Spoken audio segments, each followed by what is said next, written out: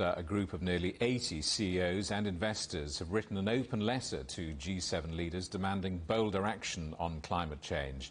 Head of Climate Action for the World Economic Forum, Antonia Gawel, told me governments and companies must urgently work together.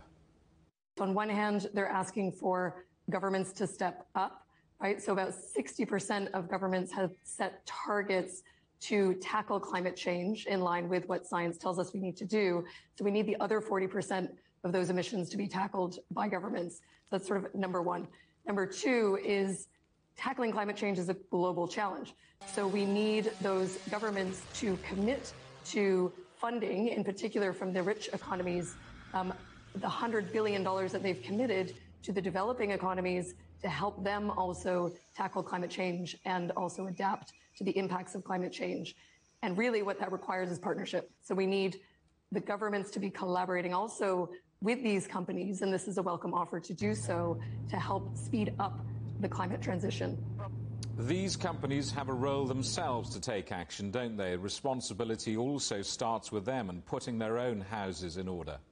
So this group who signed this letter are companies who have committed to net zero targets and are implementing actions in their own companies.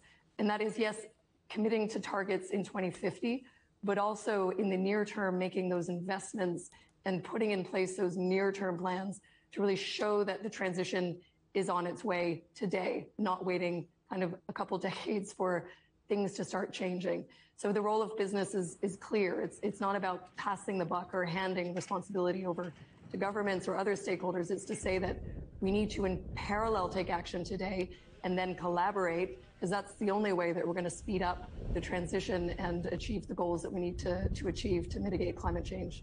Economies have been absolutely hammered around the world because of the pandemic and lockdowns. Many people listening to you will say, do you know what, we'll settle for growth. Any growth, whether it's green or not, or sustainable, and it's a fair viewpoint, isn't it? One thing that we've learned from COVID is actually that partnering together to solve a global crisis like COVID is the only way that we have been able to progress and start to emerge from this crisis. And the same is the case for climate change, right? It is a pending global crisis, and we do need to kind of take that seriously, and it is a critical risk. In terms of sort of the growth, I think the key point here is that actually investing in green solutions is representative of growth. And this is really the critical point. On one hand, if we don't tackle climate change, we could actually shrink GDP by up to 18% in the next 30 years. So there's a risk of not tackling climate change, but also there's an upside of this.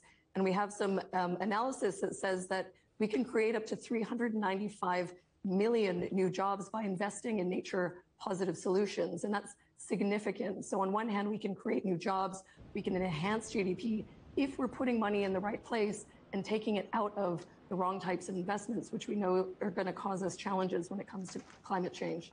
Do you sense these companies are leading or following public opinion, fearful of the backlash from consumers and campaigners around the world for not seeing to be doing the right thing? We do see a very positive, I would say, momentum building around the expectations of companies to really set high ambition on climate. And this is really the point, is yes, you have leaders, but we need to build on this momentum that we see emerging from consumers, from investors, from shareholders, to really flip this agenda into the mainstream so that we can actually start to kind of see bigger numbers in terms of CO2 emission reductions. So certainly there's a mix of companies out there, and our hope and our push from this group is to bring more leadership to the table so that we can move forward towards COP26 in just a few months, which is a critical milestone.